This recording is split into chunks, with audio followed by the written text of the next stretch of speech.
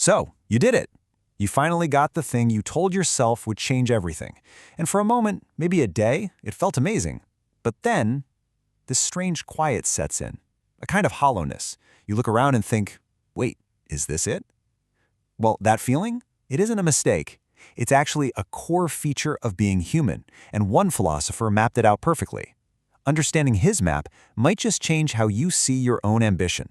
So why does this happen? Why does arriving at the destination so often feel like a bit of a letdown? I mean, we pour so much of ourselves into the chase, only to find the prize itself feels strangely light. Maybe for you, it was that big promotion you worked toward for months, maybe even years. You pictured exactly how it would feel, that sense of arrival, of validation. Or maybe you finally moved to your dream city, imagining this whole new life, a fresh start, a different version of you walking those streets. And then you arrive. The music kind of stops, and you're just left standing there in the silence, wondering what was supposed to happen next. It's a confusing, almost lonely feeling, right? But here's the thing. You are not the first person to feel this, not by a long shot.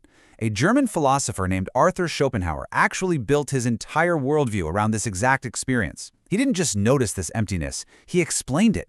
See, Schopenhauer identified this fundamental force behind everything we do, an engine that's just always running, always pushing us forward, and he called it the will. Now, this isn't your personal willpower, like deciding to go to the gym. No. Schopenhauer saw it as something way bigger, more like an impersonal current that's pulling all of us underwater. It's this biological drive that ensures we are never truly satisfied because its only goal is to keep us moving, keep us wanting, keep us striving. The will isn't interested in your happiness or your contentment. Its job is just to generate new desires the second the old ones are fulfilled.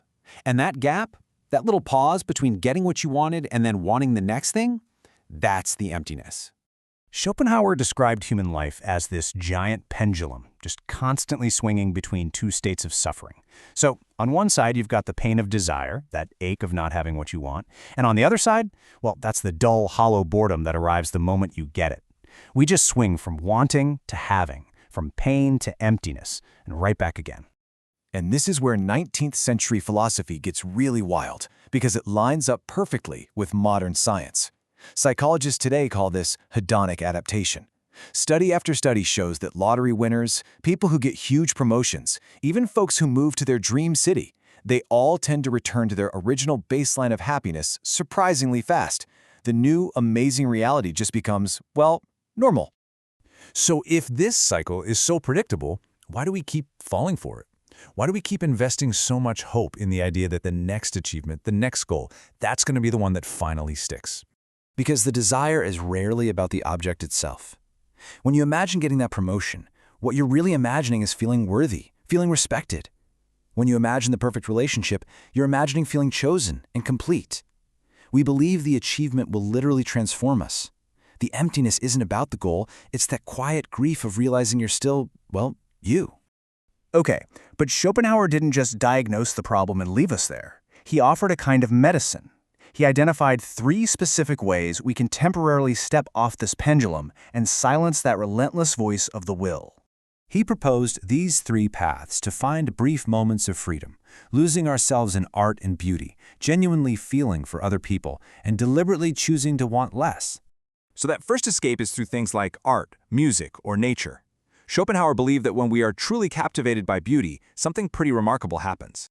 In these moments, you forget yourself. You're no longer just this bundle of wants and fears and to-do lists. You're just an observer, a pure consciousness taking in the world. You know that feeling of being moved to tears by a piece of music? For Schopenhauer, that's a moment of pure liberation from the will. The other 2 escapes work by pulling us out of our own heads. True compassion, like when you genuinely feel another's suffering or joy, it shatters the illusion that our own little desires are the center of the universe. For a moment, we see that all life is connected in this struggle. And then there's voluntary restraint, what he called asceticism. This is all about reclaiming power. It's the practice of recognizing desire as the source of suffering and consciously choosing not to feed it. He saw this not as a punishment, but as this profound act of freedom. So, what does this all mean for us today? This is not a call to just give up on our goals or to stop trying. It's about something way more subtle and honestly more profound. The crucial point here is to change the motivation behind what we do. It's to stop pursuing goals with that desperate, unspoken belief that they will finally make you whole, that they will solve the fundamental problem of just being you. It's a shift from chasing external validation to simply expressing your internal values. You work on a project not to prove your worth, but because the work itself has meaning to you. You build relationships not to feel complete, but because connection is an expression of who you already are. So that feeling of emptiness, it's not a sign that you're broken or ungrateful. It's a signal. It's the will going quiet for a moment, reminding you that what you're really seeking can't be found in any external achievement. And this invites perhaps the most important question you could ever ask yourself. Underneath all the desires handed to you by culture and biology, what is it that you genuinely want? What brings you a sense of meaning, completely separate from any outcome? Ultimately, Schopenhauer's philosophy isn't pessimistic at all. It's realistic. And it offers this quiet kind of hope.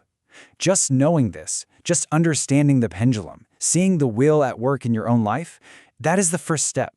This awareness doesn't stop the pendulum from swinging, but it does give you the freedom to stop waiting for it to land and to find peace right in the middle of its motion.